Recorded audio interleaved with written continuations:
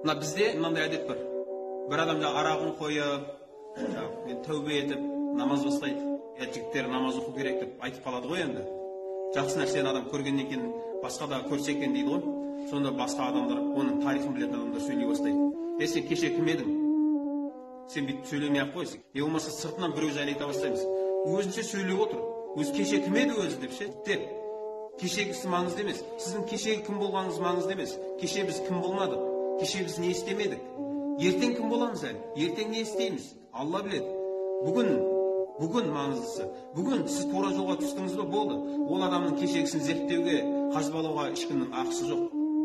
Кеше арақ ішкен шығар мейлі, өте жаман жолда болған шығар мейлі, тәубе еткен болса, Алла Тағала тәубе етушілердің тәубесін қабыл етіп, күнәсін жоқ қылып жіберуге, сіздің күнәңіздің есебі бар.